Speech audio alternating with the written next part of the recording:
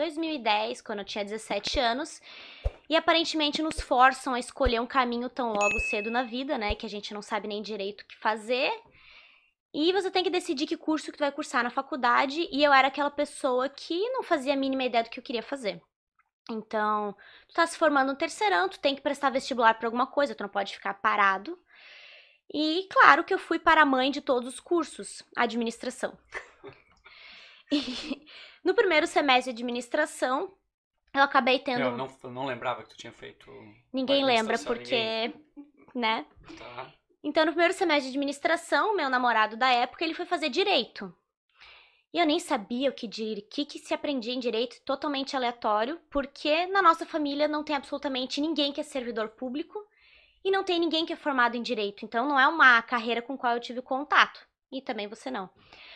E daí, ali naquela época, eu tive contato com o curso de direito, porque o ex-namorado fazia. E eu achei o máximo. Eu falei, nossa, é isso que eu quero fazer. E eu abandonei. Talvez porque como ele estava fazendo direito, ele estava melhorando os argumentos e daí tu pensou, não, eu não posso deixar ele argumentar bem, então eu preciso... Não, não, O que te encantou em direito? eu continuava ganhando todas as discussões. Ok. Mas, eu não sei, e primeiro semestre é conhecido por ter as matérias mais, né, genéricas possíveis. Mas ele falava que estava tendo, nossa, ciência política, argumentação jurídica, que hoje em dia eu vejo que a gente não aprendia quase nada. Mas eu achei o máximo. E eu resolvi trocar de curso para a segunda mãe que recebe o maior número de pessoas que não sabe o que quer fazer, que é o curso de Direito. E ali no curso de Direito, que foi o que eu fui aprender, que você não se forma em Direito e vai ser só advogado, que há outras carreiras que você pode investir. Juiz, promotor, delegado, procurador do Estado, Defensoria Pública, Advogado da União, é uma série realmente de carreiras que você pode optar. E ali nos primeiros semestres, eu me tornei outra pessoa que eu não fui até o terceirão. Eu me tornei 100% a nerd dedicada, que eu não fui nem um pouco durante a escola. Na escola tu não era dedicado? Tu era dedicado também. Eu Mas tirava talvez... o 7 pra passar de ano e acabou. Ok. Porque tu não estava fazendo o que tu gostava, né? Porque eu não me identificava com biologia, eu não me identificava com absolutamente nenhuma matéria, assim, que eu achava até legal, mas não o suficiente pra eu, nossa, eu quero aprender sobre isso. E foi exatamente isso que aconteceu quando eu fui pro direito. Eu falei, nossa, é isso que eu quero aprender. E a partir dali, então, eu comecei a me dedicar muito mais, porque eu realmente sentia que eu tava aprendendo uma coisa que eu gostava. E ali nos primeiros semestres eu aprendi o que um promotor de justiça faz e o que um juiz faz, coisa que eu não tinha qualquer noção. Aprende muito no primeiro semestre na faculdade de Direito, não é? Nem um pouco. Não é um monte de esporro e DCE e... Não. Pra mim, assim, essas chapas políticas, o que eu lembro da faculdade, meu Deus do céu, como era essa gente se metendo nisso. Geralmente era gente de Direito. Então Não você sei. ia adorar saber que ali pelo sexto semestre eu também concorria Tá vendo? Tá vendo? ao Grêmio Acadêmico de sede Direito. De poder Mas ainda bem que eu perdi. Mas eu digo mais no sentido que eu tive contato com pessoas que sabiam, que queriam e me explicaram o que um juiz e um promotor fazia, porque eu não tinha essa noção. Isso, professores? Eu acho que eram mais colegas e tal, e daí você vai procurar estágio. Mas assim, a chave que realmente girou foi quando eu fui trabalhar num gabinete com o juiz. E isso por volta do quarto ou quinto semestre. E aquela experiência ali foi assim, que expandiu todos os universos. No quarto, quinto semestre, tu foi fazer o estágio. Antes disso, tu tinha trabalhado? Tu Eu tava tinha com quantos anos? Eu entrei na faculdade com 17, 18, eu devia ter... com uns 18 anos eu fui pro escritório de advocacia, fiquei até o terceiro ou quarto semestre. Então eu devia estar com 20, 21. 20, 21 que eu fui trabalhar no gabinete do juiz. Mas no escritório de advocacia, tu já começou a ter uma visão do meio, Sim. só que no prisma sei lá, do advogado. Exatamente. Então, e até porque era muito mais fácil conseguir vaga em escritório naquela época, nos semestres iniciais, né? No judiciário, no Ministério Público era a partir do quinto só, mais ou menos.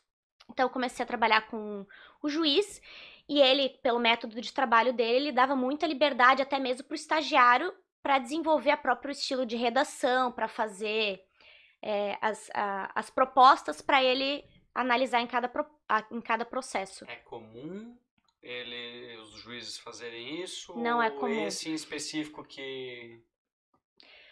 Depende, também não tive tanto contato com outros juízes, assim, mas a liberdade que esse juiz me dava, Ele que eu era tenho, reconhecido, talvez, por sim, essa eu liberdade. tenho completa admiração por ele até hoje, inclusive me ajudou muito depois que eu saí de lá e eu era só uma estagiária. Mas ele dava essa liberdade, sim, e eu agarrei com todas as forças. Só que ali eu já tinha conhecimento que não era o que eu queria ser, que era ser juíza, e eu também não queria ser advogada. E foi o momento que eu percebi que casou com a minha personalidade o Ministério Público. Por que não, juiz? Tem uma explicação muito clara para isso, porque o juiz, dentro do nosso sistema jurídico brasileiro, o juiz ele tem uma característica própria que se chama inércia. O juiz não pode atuar de ofício. Ele precisa ser provocado tanto pelo Ministério Público como pelas partes. Então, o juiz, se ele vê uma coisa de errado acontecendo, ele não pode tomar Ele é aquele. reativo. Exatamente, ele não pode tomar providências por ele próprio. Ele precisa ser provocado para tanto. E por outro lado, o Ministério Público, por isso que eu digo que foi pela minha personalidade que eu decidi por esse lado, o Ministério Público, ele só resolve pepino. Ele vê uma situação errada, seja na área dos direitos coletivos, seja na área criminal, na infância, na adolescência, cidadania, idosos, fundações, meio ambiente, uma gama gigante de possibilidades. Ele tem o poder de atuar, ele tem o problema de ir atrás e tentar resolver aquilo. Claro, muitas vezes provocando o próprio juiz para resolver essa situação, mas hoje em dia cada vez mais há um protagonismo de resolução extrajudicial de conflitos, até porque a gente sabe que no sistema judiciário brasileiro demora, né? A justiça, digamos, justiça tarda. A gente falou esses dias de quantos processos tem, em média, alguns milhões de processos, né? Pior é que agora eu não me recordo. Parados, mas eu lembro desse número. Eram milhões de processos que tem em trânsito ainda Não, assim, é uma média. no nosso A sistema gente tem hoje. um juiz, hoje em dia, ao que me recordo, em Santa Catarina, para cada juiz há pelo menos 8.000 processos. Então, é uma pessoa tendo que analisar 8.000 casos. Né? Então, justamente por conta disso, há uma prevalência da resolução extrajudicial atual de conflitos. E voltando, isso tem a ver com a minha escolha, porque eu teria então autonomia para eu ir atrás das coisas que eu sei que estão erradas ou ser provocada pelo cidadão por conta disso e eu poder tomar essa iniciativa. Ou seja, a proatividade me chamava muito mais a atenção do que a inércia do juiz, que embora tenha o poder decisório no final, né? O promotor pode até levar o problema até ele, mas o juiz pode decidir contrariamente aquilo que o promotor pretende ao caso. Entendi. Mas se eu for um juiz, em algum momento eu posso. Tu pode ter a interpretação de que, olha, eu acredito que aquilo é o certo, mas aquele advogado, vamos supor, ele não apresentou uma defesa suficiente melhor do que o outro. Eu tenho que decidir com fatos, né? Eu não posso. Então, assim, isso que poderia acontecer. Sim, Esse é o teu conflito que tu não queria passar, talvez. De falar assim, ó, olha, eu vejo isso e eu sou obrigado a tomar uma decisão. Nossa, não, Eu... é exatamente isso, exatamente isso. Porque quando você é o juiz, você não pode se exceder aos autos. Ou seja, você tem que decidir com aquilo que foi apresentado pelas partes. E eu me imagino na posição de juiz vendo uma situação, às vezes situações seríssimas, são vidas das pessoas sendo discutidas em folhas de papel, hoje em dia digitalmente, no caso, né?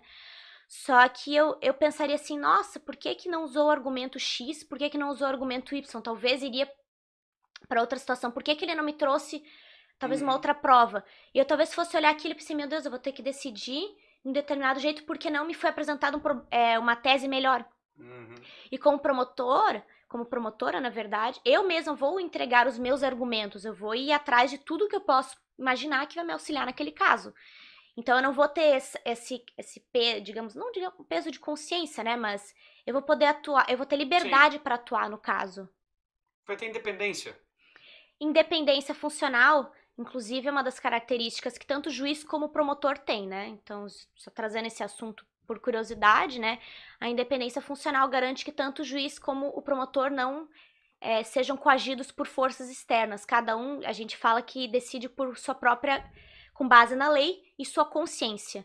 Então, não é porque um tribunal está determinando tal jeito, um político, não tem nada a ver. Cada um tem uma independência funcional para atuar. Só que o que difere o juiz do promotor é que o promotor tem essa maior liberdade argumentativa de trazer as coisas para dentro do processo, enquanto que o juiz pega o que foi trazido para dentro do processo e decide. Então, continuando, foi por conta dessas características do Ministério Público. promotor que eu resguardei os meus últimos semestres para estagiar no Ministério Público e ter essa experiência mais próxima.